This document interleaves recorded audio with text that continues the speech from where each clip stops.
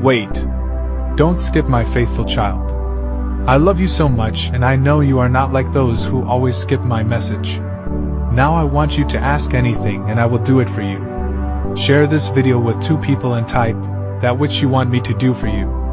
Follow us to affirm. Amen. Lord, alam kong bibigyan mo ako ng blessing sa araw na ito. Panginoon, salamat sa bagong araw. Salamat sa bagong mga bagay na ibibigay mo sa akin. Salamat sa mga bagong oportunidad na ilalagay mo sa aking araw ngayon. I know this day will be better than yesterday. I declare blessings today. I declare provision. I declare healing today para sa akin at sa aking mahal sa buhay.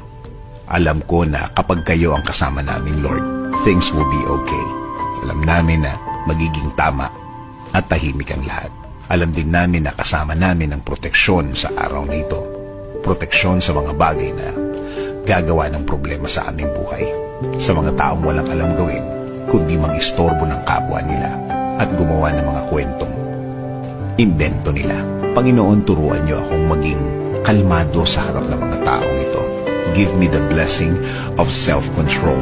Panatilihin yung tahimik at relax ng aking puso at isip sa harap ng mga problemang ginawa ng mga taong ito. Alam kong nakikita at naririnig nyo ang lahat ng trabaho ng mga taong ito. Alam kong binabantayan nyo ang lahat ng mga gawa nila. At alam kong igaganti nyo ako sa mga taong ito. At alam kong may timing nyo. Dalangin tayo bago tayo magpahinga ngayong gabi. Sa ngalan ng Ama, ng Anak at ng Espiritu Santo. Amen.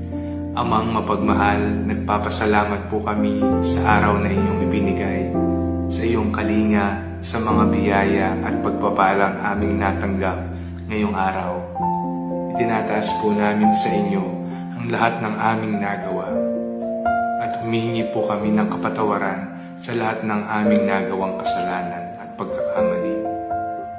Ngayong kami po ay magpapahinga na, hinihiling po namin kami iyong gabayan, kami iyong bantayan, malayo sa kapahamakan at sa lahat ng kasamaan.